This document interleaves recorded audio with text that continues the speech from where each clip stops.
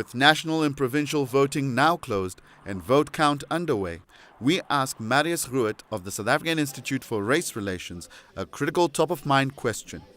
Will there be a coalition government running Gauteng?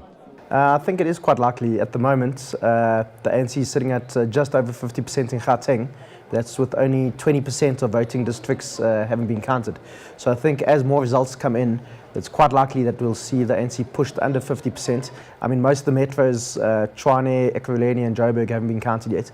And in general, that'll probably see a boost for the DA compared to the ANC and probably a little bit of a boost for the EFF too. So I think it's very likely we'll see the ANC go under 50% in Gauteng, and a coalition government will probably be needed to govern this province in the future.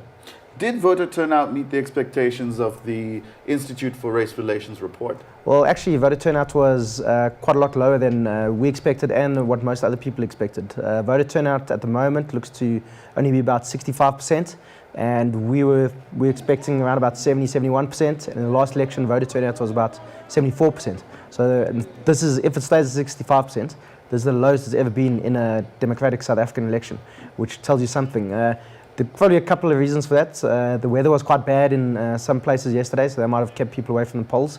And might also be people, there isn't such feeling of urgency as in other elections. With Jacob Zuma not being president anymore, people might be not deciding not to vote, might also be a sort of a agreement to the status quo, so that could also be part of it. So what becomes the way forward as of now? Well, I think the ANC will probably be fairly disappointed with the results. They're only at about 55%, so that's actually quite bad for them. It'll be their lowest ever result.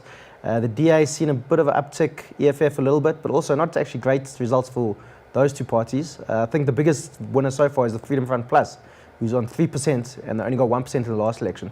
So they've seen quite a good, very big increase for them, but off a low base. But I think the province to watch will be Gauteng. It's probably the only one that will have to be governed by a coalition, as I say. Although KwaZulu-Natal is also somewhere to watch, but at the moment ANC is about mid-50s compared to being the mid-60s last election. Still a big drop for them in KwaZulu-Natal, but I think Gauteng is the province to watch, and there probably will be a coalition government here. I'm Lisa Raleigh, and you're watching Joburg Today.